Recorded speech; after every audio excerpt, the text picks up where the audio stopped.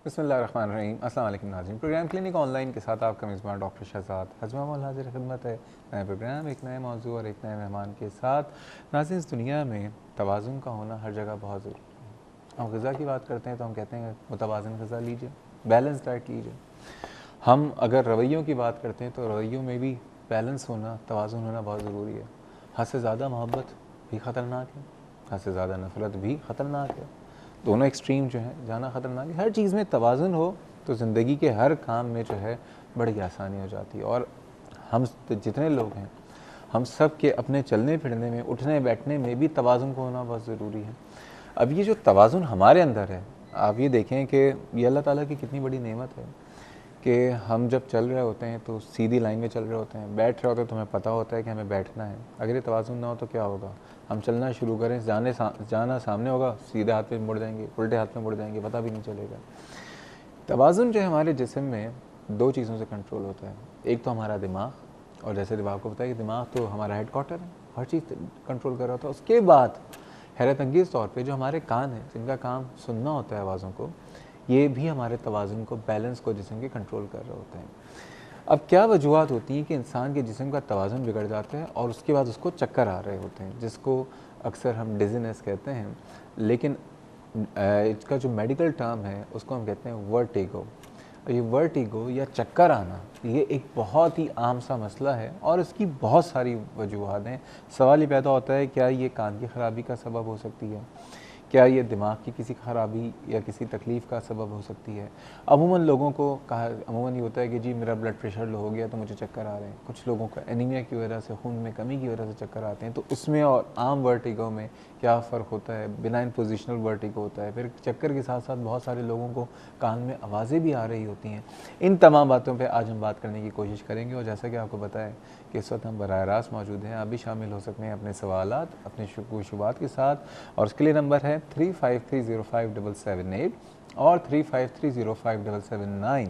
कराची से बाहर के व्यूअर्स नंबर डायल करने से पहले डायल करें 021। आइए आज के मेहमान से तारुफ कराता हूँ इस प्रोग्राम की बहुत ही जानी पहचानी शख्सियत और बहुत ही हर दिल अजीज़ शख्सियत और बहुत ज़्यादा तिब की दुनिया का काबिल एहतराम नाम है।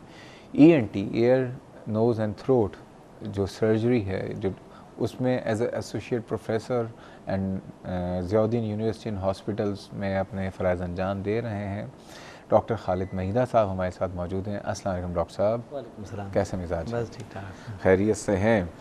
डॉक्टर साहब ये बताइए, चक्कर आना, ये कौम तो वैसे ही आपको पता है चक्कराई हुई कौम है। इस कौम को तो कितने लोगों ने कितने चक्कर दे दिए हैं।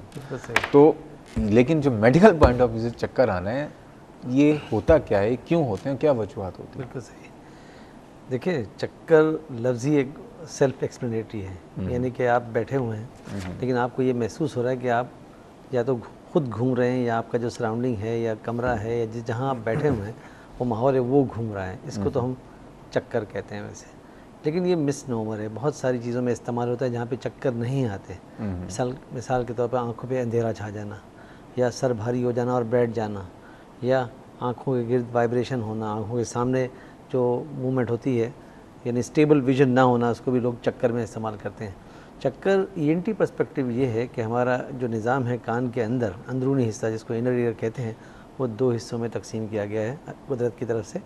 एक जो हमें समात यानी बाहर की दुनिया की आवाज़ों से हमें रोशनास करवाता है, दूसरा है वो बैलेंस का सिस्टम। उसका ये काम है कि वो तमाम जिस्म के हिस्सों से, चाहे वो पाँव का वो टेंडन्स हैं या जॉइंट या मसल्स हैं, उनसे वो मैसेज लेता है। नंबर 2, गर्दन की जो हड्डी है उससे मैसेज लेता है। देन आँखों से मैसेज लेना, फिर ब्रेन के दूसरे हिस्सों से मैसेज लेके वो बॉडी की पोजीशन रिले करता है दिमाग की तरफ। और दिमाग फिर बिल्कुल बैलेंस हालत में आपको रखता है। जो एग्जीक्यूट यानी हमारा सुपर कंप्यूटर जिसको हम ब्रेन कहते हैं, वो हमें एग्जीक्यूट करता है, उस पर अमल दरामद करता है, जिसकी वजह से हम बैलेंस रहते हैं। बैठने में बैलेंस है, चलने में बैलेंस है, यानी आप किसी तरह टेढ़ेपन में खड़े हो जाएं। और दूसरे स्पोर्ट्स की मिसालें आप देखें, इस जो फुटबॉल का है या दूसरे गेम है जिसमें बहुत रैपिड मूवमेंट होती है, लेकिन आप उन खिलाड़ियों को देखें बहुत जल्दी अपने आप को एकदम मुतवाज़न कर लेते हैं वैसे। तो ये इस निज़ाम की वजह से जो कुदरत ने हमें मुहैया किया है, मरहून मिन्नत, जिसको हम बैलेंस सिस्टम कहते हैं। अब इस बैलेंस सिस्टम के इनपुट यानी जहाँ से जिस्म के दूसरे हिस्सों से जो मैसेजेस आते हैं, उसमें अगर कोई गड़बड़ हो, यानी कि इस गड़बड़ से पहले हाँ हाँ एक काम करते हैं, कॉलर ले लेते हैं, इजाज़त है आप? जी जी बिल्कुल। इस गड़बड़ पे तफसील से बात करेंगे। आलिया साहिबा, अस्सलाम वालेकुम। अस्सलाम वालेकुम जी। वालेकुम सलाम, कैसी हैं आप? ठीक हैं? बिल्कुल अल्हम्दुलिल्लाह अल्हम्दुलिल्लाह बिल्कुल। डॉक्टर साहब से मैंने ये पूछना था कि मुझे कभी कभी जब नज़ला ज़ुकाम हो ना, जब कभी भी हो, इतना रहता तो नहीं, लेकिन कभी कभी मुझे अब थोड़े से चक्कर से आते हैं उस दौरान। Okay. तो उसमें ये जो कान के पर्दे हैं, क्या इनके बंद होने से कोई इसका इफेक्ट आता है? और दूसरा ये कि जो हम मतलब उन कान के जो पर्दे बंद होते हैं, एक्सरसाइज मुंह हवा बंद करके और नाक को बंद करके वो करते हैं ना, गुब्बारा सा बना के प्रेशर डालते हैं, तो क्या वो ठीक है, वो करना चाहिए? और वो मतलब उसका तरीका बताइएगा कि कैसे की जा सकती है, और ये चक्कर उस वजह से उसके बाद करिए ना, नाक बंद करके जी जी, और मुंह में हवा बंद हवा वाले दम, ठीक है ना, यही होता है ना, ठीक है। तो उसको विदाउट स्टीम ले सकते हैं कि स्टीम करके ये प्रैक्टिस करनी चाहिए? और मेरी बेटी के कान में वैक्स है, तो डॉक्टर कहते हैं जी इसको भी चक्कर अक्सर आते हैं, तो क्या वैक्स के ज्यादा होने से भी चक्कर आ जाता है?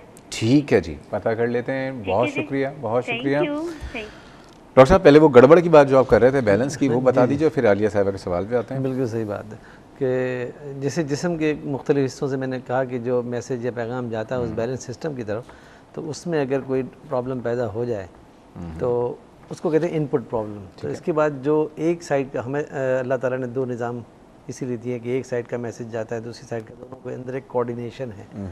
अब हुआ ये कि एक साइड पे आपका अगर सिस्टम ख़राब हो जाए, जैसे ये खातून ने एक सवाल कहा कि नज़ला ज़ुकाम की वजह से, तो ज़ाहिर है वो अंदरूनी सिस्टम पे दबाव पड़ता है, जिसकी वजह से वो थोड़ा सिस्टम टेम्परेरीली, क्यों, कान का नाक से और हलक से ताल्लुक? बिल्कुल है, क्योंकि वो एक यूस्टेशन ट्यूब है जो नाक के पीछे खुलती है, और वो एक हिस्सा कान में और दूसरा नाक के पीछे खुलता है।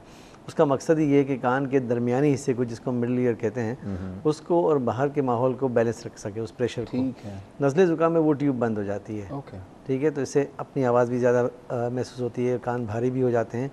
तो ये जो प्रेशर एग्जर्ट होता है मिडल ईयर के अंदर, वो इनर ईयर में जो शिफ्ट होता है एक साइड पे या दोनों साइड पे, उससे एक वक्ती तौर पर चक्कर का एहसास ज़रूर होता है। जैसे ये कह रही हैं कि इनको नज़ला ज़ुकाम रहता है तो कभी कभार, तो अब ये चक्कर आने शुरू हो गए, तो ये कोई तशवीश की बात नहीं है इनके लिए।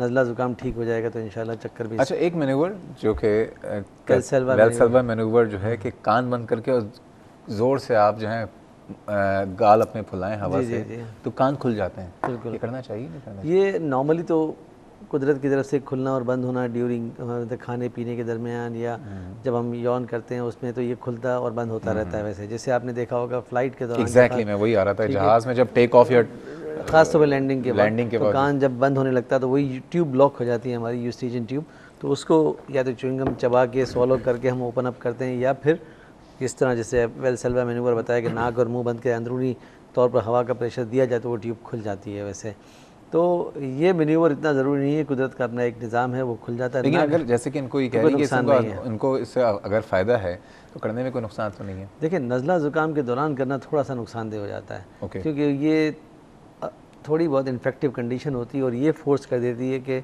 नाक का इन्फेक्शन या नज़ले ज़ुकाम का इन्फेक्शन वो ट्रांसफ़र कर दें कान के अंदर। तो उससे वो, जिसको हम ओटाइटिस मीडिया कहते हैं, उसके होने का एहतमाल रहता है। तो ये नज़ले ज़ुकाम में नहीं करना चाहिए। वैसे लेकिन नज़ले ज़ुकाम में जब कान बंद हो रहे हो, नाक बंद हो रही है, तो उसके लिए क्या करना चाहिए? इससे और उनकी साहबजादी का जो मसला है वैक्स का, उस पर भी आपसे बात करते हैं। मिसेस फुरखान हमारे साथ लाइन पे मौजूद हैं, उनको शामिल गुफ्तगू करते हैं। अस्सलाम वालेकुम मिसेस फुरखान। हेलो जी, अस्सलाम वालेकुम। वालेकुम सलाम, कैसी हैं आप? ठीक हैं, अल्लाह का शुक्र है। मैं डॉक्टर साहब से बात करना चाहूँगी। जी, आप बात कीजिए। अस्सलाम वालेकुम डॉक्टर साहब। वालेकुम सलाम। डॉक्टर साहब, मैं अभी थोड़े दिन से, कोई 3-4 दिन से मुझे ये प्रॉब्लम हो रही है कि जब भी मैं उठती हूँ, खड़ी होती हूँ, तो मुझे एकदम से चक्कर आता है। जी जी। और आज पूरा दिन हो गया है। मेरी तो वैसे तो मेरी जो हार्ट बीट है वो 100 नॉर्मल रहती है, लेकिन आज मेरी हार्ट बीट बहुत सिंक भी हो रही है और मेरा दिल भी बहुत ज्यादा ना बैठ रहा है, मुझे चक्कर बहुत ज्यादा आ रहे हैं। तो इसकी मैं रीजन पूछना चाह रही हूँ कि ये क्या वजह है कि मतलब मुझे अचानक से क्यों शुरू हो गया है, मुझे समझ नहीं आ रहा है। ठीक है, कुछ पूछना चाहेंगे आप इनसे? जी, मैं कुछ सवाल पूछूंगा कि आपकी उम्र कितनी है? मैं 36 ईयर्स। 36, ठीक है। आपको गर्दन वगैरह में दर्द तो नहीं होता? मेरे आजकल बोन्स में बहुत पेन हो रहा है, मतलब पूरी बॉडी के जो बोन्स है, जॉइंट्स जो हैं पूरी बॉडी में, जैसे शोल्डर के जो मसल्स हैं बहुत स्ट्रेच हो रहे हैं मेरे, तो वो हो रहा है मुझे। हो रहा है आपको? अच्छा, अच्छा, रिसेंटली आपको कोई नज़ला ज़ुकाम तो नहीं रहा वैसे ना? नहीं, मुझे कोई प्रॉब्लम नहीं है। अच्छा, चूँकि आपका मसला 3-4 दिन का ही है और आपने वैसे बताया कि आपके जिस्म में, मसल में और कोई स्ट्रेच सवाल है। पूछना है? नहीं, और कोई सवाल अच्छा, नहीं। एक चीज़, आपका ब्लड प्रेशर वगैरह कभी आपने चेक करवाया? ब्लड प्रेशर मेरा जो है वो नॉर्मली जो है वो लो रहता था, लो 90-60 रहता था। ठीक है। लेकिन अभी 3-4 दिन से मैं खुद उसको मॉनिटर कर रही हूँ, तो मेरा 190 के बीच में और 60 तक रह रहा है। ठीक है, और आपको खून की कमी वगैरह तो नहीं है? खून की कमी मुझे थी, लेकिन डॉक्टर ने मुझे वेनेफर के इंजेक्शंस लगवाए थे, तो वो ठीक फिर है। मेरा नॉर्मल हो गया था, विद इन द रेंज आ गया था मेरा। ठीक है, ठीक है जी, बहुत शुक्रिया। ओके जी, थैंक यू। बहुत शुक्रिया डॉक्टर साहब। तो ये बताइए कि इन्होंने कहा एक तो नज़ला ज़ुकाम के साथ जो चक्कर आ रहे होते हैं, तो उस जिन लोगों को नज़ले ज़ुकाम के साथ आ रहे होते हैं उन लोगों को क्या करना चाहिए? जी, जो चक्कर की वजह नज़ला ज़ुकाम ही है उसका इलाज करना चाहिए। नज़ला और ज़ुकाम ठीक हो जाएगा, नाक की और नाक के जो पीछे हिस्सा नेज़ोफेरिंक्स है उसकी सोजिश कम हो जाएगी, यूस्ट्रिजियन ट्यूब खुल जाएगी, तो ये चक्कर ठीक हो जाएंगे, क्योंकि बैलेंस का सिस्टम दोबारा रिस्टोर हो जाएगा। ये तो, और ये ऐसा मसला है जो हर कोई फील नहीं करता, कि किसी किस्म में मतलब पर्सनल वेरिएशन होती है इसमें। जो खातून का मसला है वो बेसिकली सर्वाइकल वर्टिगो हम कहते हैं, जो गर्दन के मसल अगर स्ट्रेच हो जाएं तो वहाँ की जो नर्व्स हैं जो बैलेंस सिस्टम के साथ कनेक्टेड हैं, तो वो सडन मूवमेंट्स के साथ अगर स्ट्रेच हो जाएं या सोते में किसी एक करवट पे लेट जाएं और मसल पुल हो जाए, तो ये चक्कर फील होता है। तो इसका प्राइमरी प्रॉब्लम गर्दन ही होता है। और 38 में भी रिपोर्टेड है कि एक डिजीज़ कहलाती है जिसको सर्वाइकल स्पॉन्डिलोसिस कहते हैं, जिसमें गर्दन में दर्द होना, स्टिफ हो जाना रीढ़ की हड्डी का उस रीजन में, तो उससे भी चक्कर फील होता है, ख़ासतौर पर सडन चेंज अगर पोजीशन की जाए तो। इसका हल क्या है आप बताइएगा, लेकिन इससे पहले एक और कॉलर है और उसके बाद हमें जाना है एक ब्रेक पे। मिसेस शकील, अस्सलाम वालेकुम।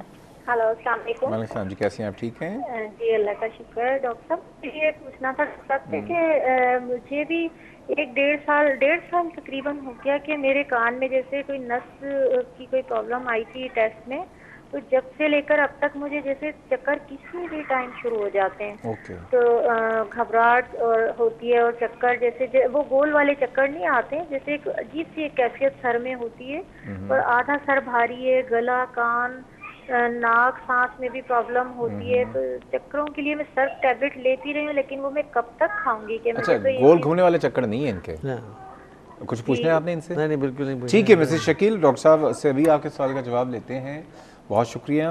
नाज़रीन, बात हो रही है कि ये कौम जो कि चक्राई हुई कौम है, हर तरफ से हमें चक्कर दिए गए, लेकिन जो मेडिकल रीज़न है चक्करों के, या जिसको हम वर्टिगो कहते हैं, उसकी क्या वजूहत हैं? बेनाइन पोजिशनल वर्टिगो किन लोगों में होता है, क्यों होता है, उसका क्या हाल है?